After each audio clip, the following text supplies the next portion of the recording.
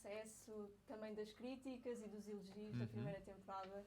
O que é que quiseram trazer de novo para esta segunda temporada? Novas camadas? Tudo. Eu acho que, acima de tudo, não quisemos repetir a fórmula da primeira. Acho que a primeira foi um sucesso por termos acreditado desde o início no processo e termos feito uma série que vivia muito, no meu ponto de vista, do nosso grupo.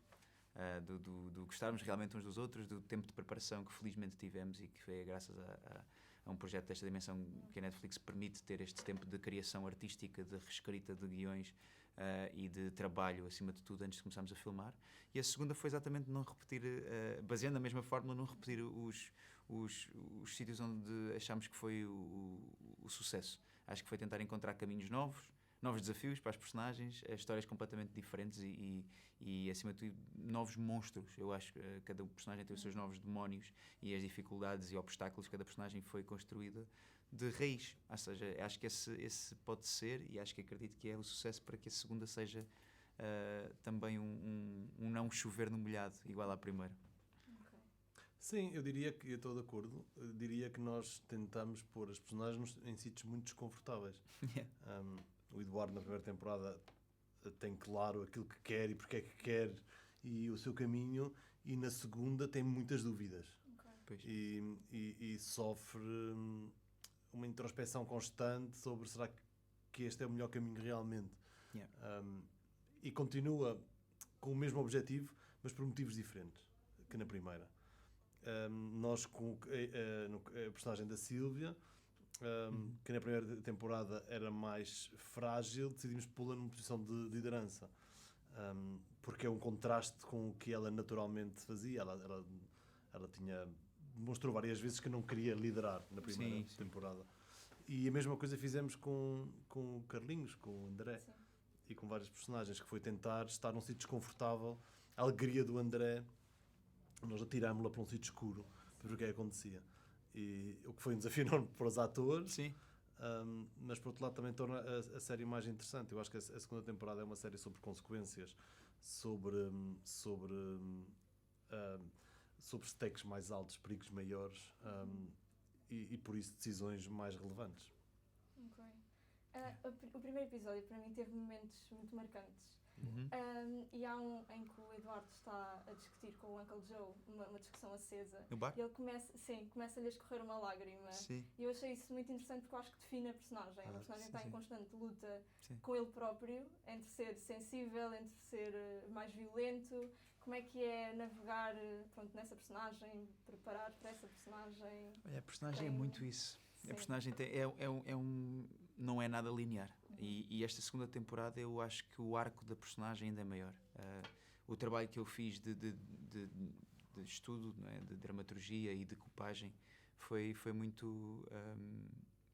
costuma ser sempre específico o meu método, mas este aqui foi um bocadinho mais preciso. Primeiro porque era uma longa viagem, porque era a segunda e terceira temporada, tínhamos que a preparar bem.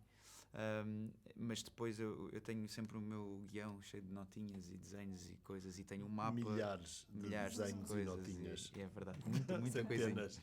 Eu abro assim o guião e o Augusto já sabe que vem qualquer coisa. Mas é muito bom porque eu sinto-me confortável ali. Eu estudo muito para depois poder esquecê-lo e ficar simplesmente com a filtragem daquilo que eu acho que é realmente importante para a cena, consoante o que me é pedido. E nessa cena em específico era muita coisa importante.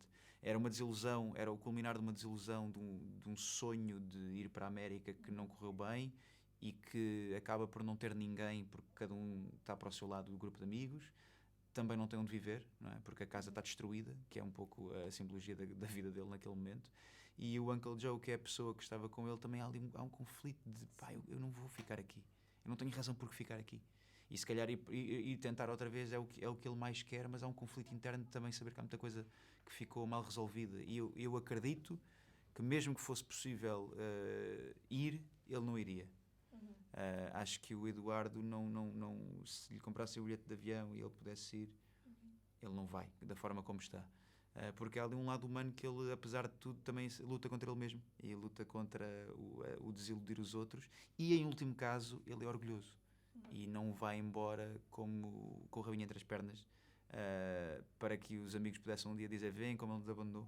Em último caso, tirando o amor todo que tem por eles, acho que é aquela coisa de eu vou quando eu quiser ir. Por isso acho que há aqui um lado também de o Eduardo crescer um bocadinho para um lado mais violento, como tu dizes, mais de bater o pé, de dar o pontapé na porta, e antes ele pedia com licença para estar presente. E acho que essa revolta vem também do que ele viveu, não é? Do sonho destruído, de ser uma personagem completamente doída. Sim, eu gostava só de acrescentar, quando nós escrevemos a primeira temporada e a segunda, nós escrevemos até um certo nível de profundidade. O Eduardo só existe por causa do Zé Condesse, ou seja, não existe todo esse conflito interior que estás a falar. Há notas e indicações no guião que possam indicar isso, mas essa construção, eu lembro perfeitamente dessa cena que referiste, ainda bem que referiste, de ele tentar evitar mostrar ao tio que está a sofrer, mas depois ser inevitável mostrar. É uma construção dele, do Zé, não é? Que consegue transformar aquelas palavras que estão no guião e mais ou menos as cenas que estão indicadas numa verdade que não existia se não fosse um bom ator. Eu vou começar. É verdade. É simples e educado. Eu choro aqui também agora. Eu sou muito rápido esta parte temos que parar. Exato. Estou a brincar. Vou falar de outra cena do primeiro episódio, logo no início. Sim. Que para mim marcou logo para o início da temporada. Foi, pronto, a cena da prisão, a questão da neve. Eu nem sei como formular esta pergunta, mas pronto, a neve para mim foi um paralelismo, uma metáfora, não é, com a cocaína. Eu acho que começámos ali num momento que era de esperança e de repente é um presságio, quero perguntar, é um presságio para tudo o que vinha descarrilar por aí abaixo no resto da temporada? Eu penso que sim, eu acho que há várias coisas. Há uma muito funcional que é normal que 2 açorianos não tenham visto neve nunca, a não ser que fossem do Pico, não é? Aí sim há neve. Mas é habitual que alguém que vive nas ilhas atlânticas não veja neve. Portanto, a neve era uma coisa inacreditável. Assim como a cocaína era uma coisa inacreditável. E era uma oportunidade, não é? Mas isso rapidamente pode se transformar numa coisa perigosa. E a ideia foi passar muito rapidamente de um momento poético para um momento caos que marca a temporada toda, não é? Exatamente. Acaba por marcar a separação entre eles dois. Sim. Exatamente. E acontece porque acontece. E não deixa de ser irónico, não é? É uma coisa tão mágica como verem a neve pela primeira vez, presos nos Estados Unidos, prestes a serem mandados embora em 4 paredes, no meio de pessoas que não conhecem e que os querem fazer mal. E nós, de alguma forma, quando eu te dizia antes, na ideia de atirar a personagem para um sítio de desconforto absoluto, o Eduardo só tinha uma pessoa já, que era o Carlinhos, não é? Yeah. E até a grande relação se rompe. Então ele chega porque havia esta ideia de ele chegar a rabo de peixe completamente sozinho, sem nada mais do que a roupa que traz no corpo, uma pequena mochila. E depois chega à sua casa e a sua casa já não é, não é? Já não é também. Portanto, é um bocadinho isso de deixá-lo mesmo em baixo e ver como é que ele agora consegue recuperar. É que esta pessoa tão forte, tão confiante, tão enérgica que vimos na primeira temporada, como é que vai sair daqui, não é? E essa é toda a construção que ele tem que fazer. Sim. Ele, a personagem, e ele, o ator, na segunda temporada. E voltaste a rabo de peixe antes das gravações como fizeste na primeira temporada, ou como é que foi a diferença na preparação para esta vez? Tinha voltado lá, eu entre a primeira e a segunda regressei lá por outros motivos também, e por lazer e por matar saudades de algumas pessoas, já que estava na ilha. É incrível a forma como as coisas também foram mudando. Nós fomos ganhando a confiança também das pessoas que sempre nos receberam de porta aberta. E já contei várias vezes essa história da primeira temporada. Nós chegámos até a ir a batizados e casamentos e tudo das pessoas dali. E que se já tinha sido incrível a primeira temporada, a segunda foi a prova de que mais incrível foi. Sentimos uma grande diferença também na forma como o Rabo de Peixe era visitado por pessoas de fora. O próprio turismo também mudou e isso é um motivo de orgulho para nós. Tirando o lado de ficção e tirando o lado profissional, o lado humano, sentimos que de alguma forma houve uma influência positiva naquelas pessoas e que há uma abertura maior de não terem medo de lá ir, sabes? O receio, aquele estigma que sempre existiu, muda completamente. E teres os miúdos, o Ivan e o Dani, que são os miúdos que eu conheci nessa primeira viagem antes de começarmos a primeira temporada, já mais crescidos agora, mas com imenso orgulho de dizer que são de rabo de peixe, sabes?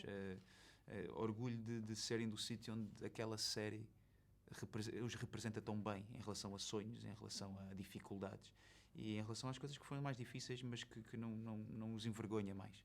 Isso é maravilhoso, é o lado humano que nós não há como pagar isso, sabes?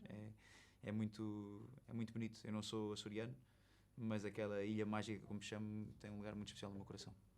Precisamente nessa questão da realidade e da ficção, vão sair agora 2 documentários, um na Netflix, o outro saiu agora na CMTV. Como é que se navega entre a realidade e a ficção, principalmente agora que ainda estão a sair mais da história inicial? Sim, nós tivemos a segunda temporada e a terceira, felizmente, já não têm a obrigatoriedade da realidade, não é? Ou seja, a primeira era inspirada no que aconteceu, no evento italiano, a segunda são as nossas personagens. Realmente o que ficou desta história foram as personagens que nós criamos, não é? Os documentários são sobre o evento real, não é? Acho eu, e bem, acho que é interessante, é bom de ver. Um conheço bem, o da Netflix, que sou também produtor, o outro não vi. E, por fim, qual é a vossa expectativa agora, depois de todo o trabalho? Qual é a expectativa de como é que o público vai receber esta temporada? Olha, eu sou suspeito, mas eu acho que vai ser muito bom. Nós há pouco falávamos também do tempo que passou entre a primeira e a segunda. Se poderia ser uma coisa negativa ou não. Falávamos há pouco numa outra conversa. Eu acho que não. Eu acho que quem gostou e quem realmente viu a série, acho que a série me marcou de alguma maneira.